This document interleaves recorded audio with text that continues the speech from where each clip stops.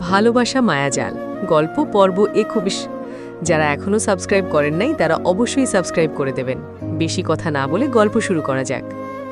মৌ নিজ হাতে নিবিড়কে চা পরিবেশন করল। সিলেটি চায়ের ঘ্রাণ পুরো ঘরে ছড়িয়ে পড়েছে। এতক্ষণে হঠাৎ কারেন্টও চলে এলো। আবারও দুজনের সাথে চোখে চোখ পড়ল। মৌ দ্রুত পালালো। যখন চায়ে চুমুক দিচ্ছিল তখনই সালমা তার ঘরে এলো। আসবো? আরে মামি আসুন। সালমা নীরবে এলো, বিছানায় মৌয়ের পাশে বসল। মৌয়ের এই পর্যায়ে বেশ অস্বস্তি হচ্ছে। এই প্রথম সালমা নিজে থেকে কথা বলছে তার সাথে। কেমন অদ্ভুত লাগছে। কিছু হয়েছে কি? সালমা সময় নিয়ে বলল, কালকেও বের হবে? জি, আব্বুর পাশাপাশি আমিও কিছুটা সাহায্য করার চেষ্টা করছি। ও। আবারও তাদের মধ্যে নীরবতা। সালমা থেমে আবারও বলল, আমি দুঃখিত মৌ, সেই রাতের জন্য আমি লজ্জিত।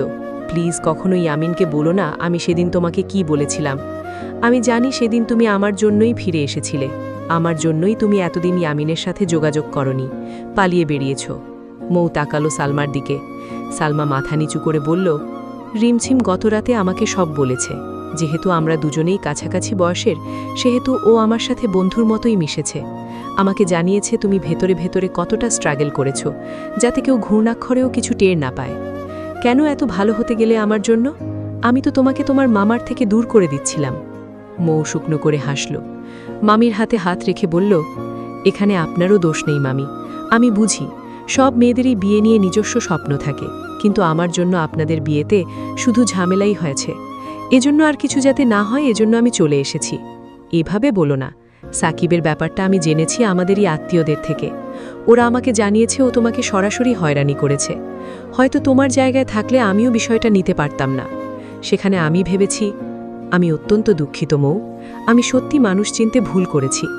সালমার চোখ জোড়ায় আজ কোনো প্রকার বিদ্বেষ নেই। সে যেন প্রতিনিয়ত অনুশোচনায় ভুগছে। নিজের অজান্তেই কত বড় আঘাত করেছে সে মৌকে। সেখানে তার অনুশোচনা ভারী হবে না তো কি হবে? মৌ অনেকটাই নরম হয়ে গেল। সালমাকে জড়িয়ে ধরল। ধীরে ধীরে দুজনেই সহজ হয়ে এলো। সালমা একসময় হেসে বলল, তোমার মামার সাথে শুনেছি তুমি আমার হাতের রান্না খেতে চাইতে। কি খেতে ইচ্ছে করে আমাকে জানাবে, তাহলেই আমি বুঝব তুমি সত্যিকার অর্থে সেই তিক্ত ঘটনাগুলো ভুলে গেছো। ঠিক আছে? মৌও হাসল। অবশ্যই জানাবো। বিরক্ত হয়ে গেলে কিন্তু আমার কোনো দোষ নেই। সেই রাতের পর থেকে রাহাতের সাথে রিমঝিমের সেভাবে কথা হয়নি। তার কেন যেন মনে হচ্ছিল রাহাত তাকে এড়িয়ে চলছে। যে কিনা অত্যন্ত ব্যস্ত সময়েও রিমঝিমকে খুঁজত, সেই আজকাল ব্যস্ততার বাহানা দিচ্ছে। বলছে বিয়ের কাজ নিয়ে ব্যস্ত। রিমঝিম মেনে নিয়েছে। সে পরিণত বয়সের মানুষ। ছোট মেয়েদের মতো এই ছোটখাটো বিষয়ে অস্থিরতা খাটে না। তবু আজকাল তার বুকে ব্যথা করে, নেতিবাচক চিন্তাভাবনা আসে। সে নিজেকে শান্ত করার চেষ্টা করে, বুঝ দেয় রাহাত ভালো মানুষ। রাহাত তাকে একা ছাড়বে না। রাহাতকে সে শুরু থেকেই জানত রিমঝিমের পাস্ট আছে। সেটা জেনে বুঝেই রিমঝিমকে সে বিয়ের কথা বলেছে। বাড়ি অবধি সম্পর্কের কথা এসেছে। রিমঝিম প্রায়ই বলতো রাহাত যেন তার অতীত সম্পর্কে শোনে, কিন্তু রাহাত প্রায়ই তা হেসে উড়িয়ে দিয়ে বলতো বিয়ের পর একসময় বসে শুনে নেবে। কিন্তু সে বিষয়ে রিমঝিমের মন সায় দেয়নি। তার বারবার মনে হচ্ছিল সে রাহাতকে ঠকাচ্ছে। চায়নি মিথ্যে দিয়ে তাদের নতুন জীবন শুরু হোক। এজন্য যা হওয়ার হোক, বিয়ের আগেই সে রাহাতকে সবটা জানিয়ে দেয়। সে চেয়েছিল রাহাত তাকে জেনে শুনেই বিয়ে করুক। বিয়ের পর অন্তত রাহাত এটা বলতে না পারে রিমঝিম তার কাছে কোনো কিছু লুকিয়েছে। আজ রিমঝিমের গায়ে হলুদ, অথচ সে সন্ধ্যার দিকে হাসপাতাল থেকে বাড়ির দিকে ফিরছে। আজ থেকে তার ছুটি শুরু, সপ্তাহ কানেকের জন্য।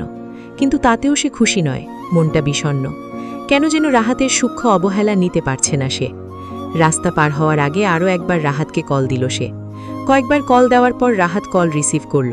রিমঝিম গলা নামিয়ে জিজ্ঞেস করল, কি করছো? ওপাশ থেকে সরাসরি জবাব আসে না। বেশ খানিকটা সময় পর রাহাত আমতামতা করে বলল, রিমঝিম, আমি বিয়েটা ভেঙে দিতে চাচ্ছি।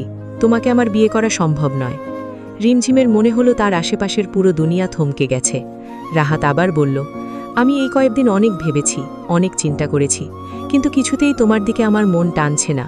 আমি ভেবেছিলাম হয়তো তুমি সর্বোচ্চ প্রেমই করেছো অতীতে, কিন্তু সেদিন শোনার পর তুমি আরও ভালো কাউকে ডিজার্ভ করো রিমঝিম। আমি বিয়েটা ভেঙে দিচ্ছি, সরি।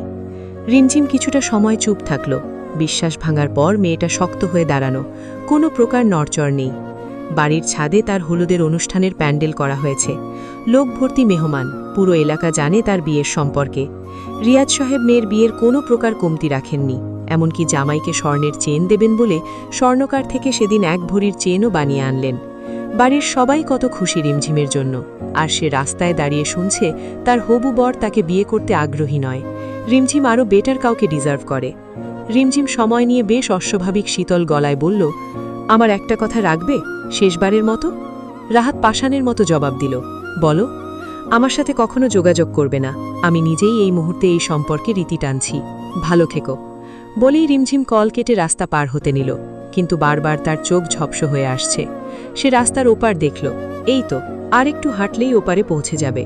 তার দ্রুত বাড়ি ফিরতে হবে। এখন নিশ্চয়ই বাড়িতেও বিয়ে ভাঙার খবর যাবে। বাবা মা ভেঙে পড়লে তাকেই তো সব সামলাতে হবে।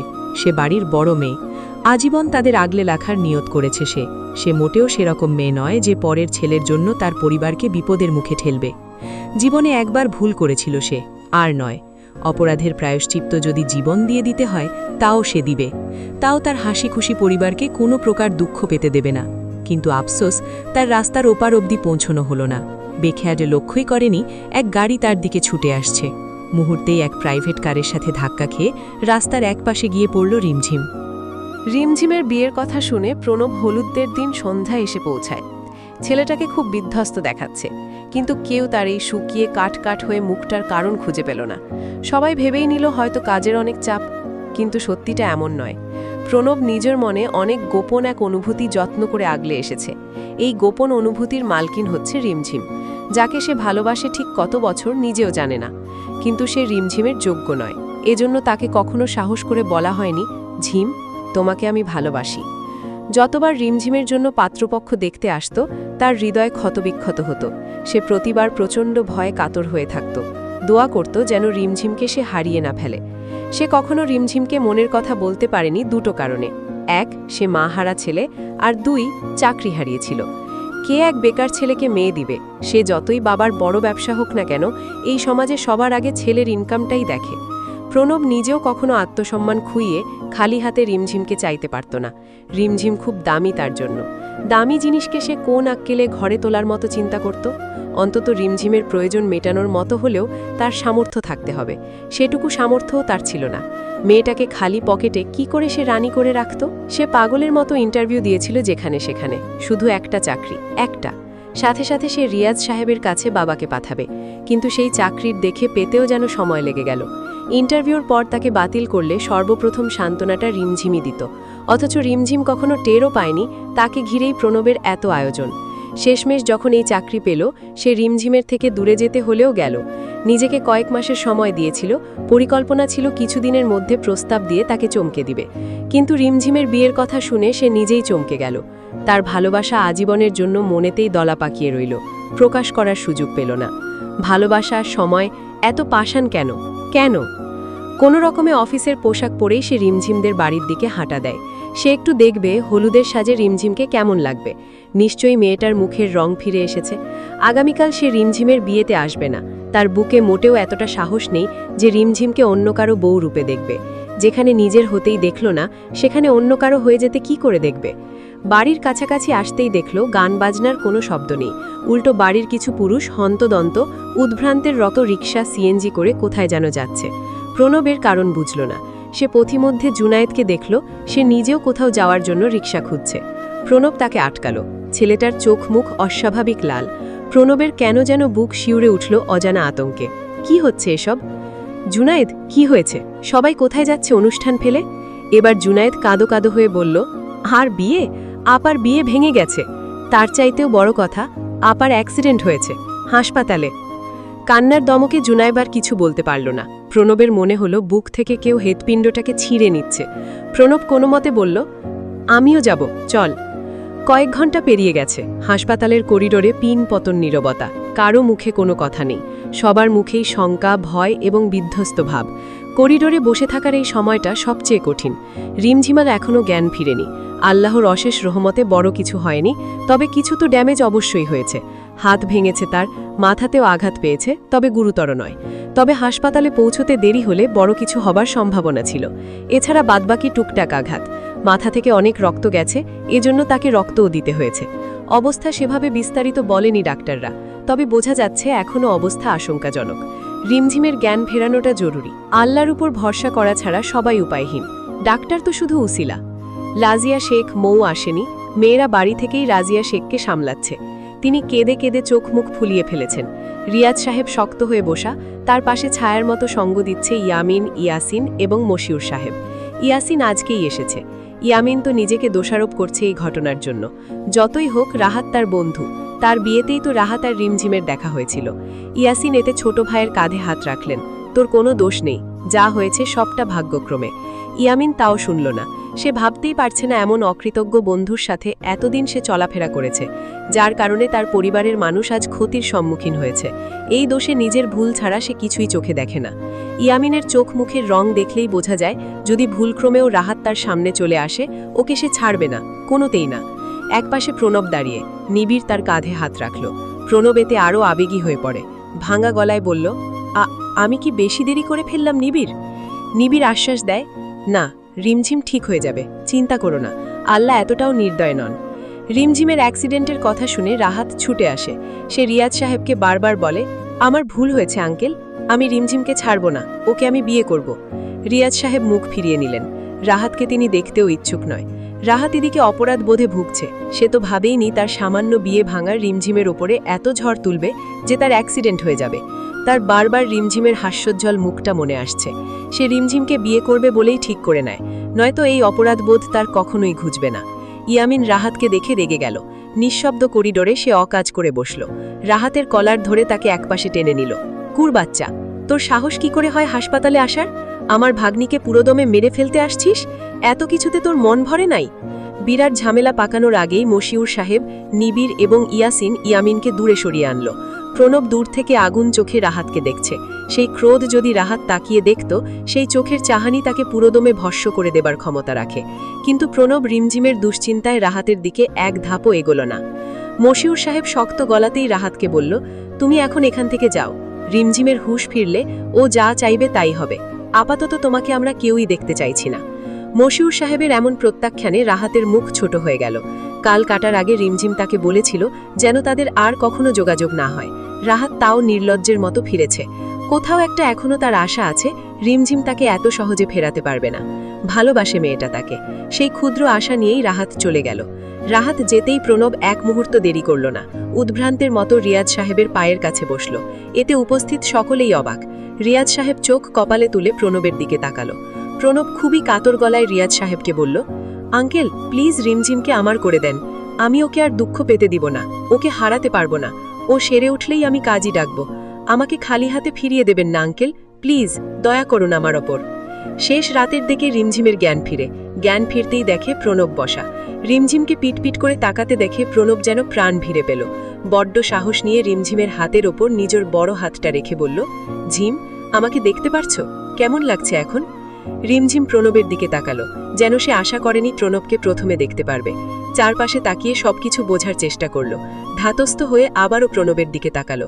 প্রণব ততক্ষণে ডাক্তার ডাকতে ব্যস্ত। রিমঝিম আরও কিছুটা সুস্থ হয়ে এলো সকাল 10টার পর। রাজিয়া শেখ, মৌ সবাই এসেছে তাকে দেখতে। রাজিয়া শেখই নাস্তা বানিয়ে আনলেন মেয়ের জন্য। তিনি বেশ শক্ত নারী, কিন্তু মেয়ের সামনে এসে বারবার চোখ ভিজে উঠছে। ব্যান্ডেজে আবৃত তার সন্তানকে কিছুতেই মেনে নিতে পারছেন না। রিমঝিমকে বসতে সাহায্য করল নার্স। নার্সের পাশাপাশি মৌও সাহায্য করল। রিমঝিম ধীরে ধীরে বলল, আত্মীয়রা? মৌ বুঝল রিমঝিম এখনো বিয়েবাড়ি নিয়ে আত্মীয়দের নিয়ে চিন্তিত। ওটাকে অবশ্য এখন বিয়েবাড়িও বলা চলে না। মৌ বলল, সব ঠিক আছে, তুমি চিন্তামুক্ত থাকো আপা, নিজের শরীরের আগে খেয়াল রাখতে হবে। পরপর কয়েকজন এলো। রিয়াজ সাহেব রিমঝিমকে দেখে স্বস্তির নিঃশ্বাস ফেললেন। ভোর রাতে মেয়ের দুশ্চিন্তায় নিজেও কিছুটা অসুস্থ হয়ে পড়েছিলেন, তবে এখন তিনি ঠিক আছেন। রাহাতের অনবরত বিরক্ত তাকে অতিষ্ঠ করে তুলেছে। এজন্য রিয়াজ সাহেব মেয়েকে সোজা সাপটা জিজ্ঞেস করলেন, তুমি কি রাহাতকে বিয়ে করতে চাও মা? রিমঝিম বাবার দিকে তাকালো, সময় নিয়ে বলল, ওর মুখটাও আমি দেখতে চাই না বাবা, বিয়ে তো দূরের বিষয়। দয়া দেখাতে বিয়ে করতে চাইছে, ওর দয়ার দরকার নেই আমার। সে আজ আমাকে অসম্মান করেছে, বিয়ের পর করবে না তার গ্যারান্টি কি? রিয়াজ সাহেব স্বস্তির নিঃশ্বাস ফেললেন। তার ভরসা ছিল রিমঝিমের উত্তর এমনই হবে। পেছন থেকে হঠাৎ প্রণব এগিয়ে এলো। এখানে সকলেই উপস্থিত। প্রণব কারোর দিকে না ফিরে রিমঝিমের চোখে চোখ রেখে বলল, ঝিম, এতদিন আমার চাকরির জন্য একটা কথা বলতে পারিনি তোমায়। আমি তোমাকে ছোট থেকে দেখেছি, চিনি। তোমাকে আলাদা করে চেনার প্রয়োজন নেই আমার। আমি জানি এগুলো বলার পরিস্থিতি এখন নেই, আবার এর থেকে ভালো সময়ও নেই কথাটা বলার। ঝিম, আমাকে বিয়ে করবে? এই অযোগ্য ছেলেটাকে তোমার হাজবেন্ড হবার সুযোগ করে দিবে? সকলে বিস্ময়ের চরম পর্যায়ে প্রণবের এমন প্রস্তাবে, রিমঝিমও নিজেও। ওরা নিজেরা কথা বলুক ভেবে বাকিরা ধীরে স্থুসে বেরিয়ে গেল। রিমঝিম অস্ফুট স্বরে বলল, প্রণব ভাই, আপনি সজ্ঞানে আছেন? আছি ঝিম, আছি, সজ্ঞানে, সম্পূর্ণ মন থেকেই বলছি। আমার সবকিছু জেনে শুনেও আপনি সেই ঘটনায় নিজে উপস্থিত ছিলেন? চাঁদের গায়েও দাগ আছে ঝিম, তাই বলে কি সে অসুন্দর? তাকে আমরা তুচ্ছ তাচ্ছিল্য করি, নাকি তাকে প্রতিদিন মুগ্ধ চোখে দেখি? না, তাকে আমরা প্রতিদিন মুগ্ধ চোখে দেখি। তুমিও আমার এমনই একজন ঝিম। ভুল চুক তোমার আমার সবারই আছে, কেউ দুনিয়াতে পারফেক্ট হয় না। আমি নিজেই যে তোমার যোগ্য নই ঝিম। রিমঝিমের চোখ ঝাপসা হয়ে এলো। আজ অবধি সবাই শুধু তার খুঁত বের করেছে, এই প্রথম প্রণব তার এত কিছু জেনেও সে নিজেকে রিমঝিমের অযোগ্য দাবি করছে। প্রণব আবারও বলল, আমি জানি আমার মা নেই, বাবার সাথে মিলে একা একা ভাই বোনদের মানুষ করেছি, চাকরি করছি, সেই বেতনও খুবই কম, কিন্তু তবুও আমার তোমাকে লাগবে ঝিম। আমি আর নিতে পারবো না তুমি অন্য কারো হয়ে যাবে। প্লিজ ফিরিয়ে দিও না। অপেক্ষা করতে পারবো, তবে প্রত্যাখ্যান শুনতে পারবো না। যদি ভাবো জোর করছি, তবে তাই। তোমার কাছে আমার সুখ চাইছি, দিবে না ঝিম? রিমঝিম প্রণবের দিকে তাকালো। এক রাতের মধ্যে চেহারার কি হাল করেছে সে, চোখ ভর্তি আকুতি। এই আকুতিকে ফিরিয়ে দেবার মতো শব্দ ডিকশনারির কোনো পৃষ্ঠায় আছে? রিমঝিম ভাঙা গলায় বলল, আমার প্রতি আপনার কোনো অভিযোগ নেই প্রণব ভাই? উহু, নেই। একবার আমাকে সুযোগ দিয়েই দেখো না রিমঝিম, আমাদের কাপল হিসেবে খুব সুন্দর লাগবে। আমার কল্পনাকে বাস্তবে রূপান্তর করার সিদ্ধান্ত তোমার ঝিম। আবেগে কিনা কে জানে, ঘণ্টাখানেকের মাঝেই রিমঝিম তার মতামত জানালো। অতঃপর প্রণবের পীড়াপিড়িতে জুম্মার পর হাসপাতালে দুজনের বিয়ে হয়ে গেল। এতে 100% বড়দের সাই ছিল। প্রণবের বাবা তো চোখ মুছে বললেন, আল্লাহ অবশেষে আমার ছেলেটার দিকে মুখ ফিরে তাকিয়েছেন। তাড়াতাড়ি সুস্থ হয়ে যাও রিমঝিম্মা, ধুমধাম করে তোমাকে আমার বাড়িতে তুলব। হাসপাতালে রিমঝিমের আরও 2 দিন কেটে গেল। এই 2 দিন কেউ থাকুক বা না থাকুক, প্রণব সবসময় তার পাশে ছায়ার মতো থেকে যাচ্ছে। বউয়ের যতটুকু যত্ন নেবার প্রয়োজন সে নিয়মিত তাই করছে। যখন রিমঝিমের খুব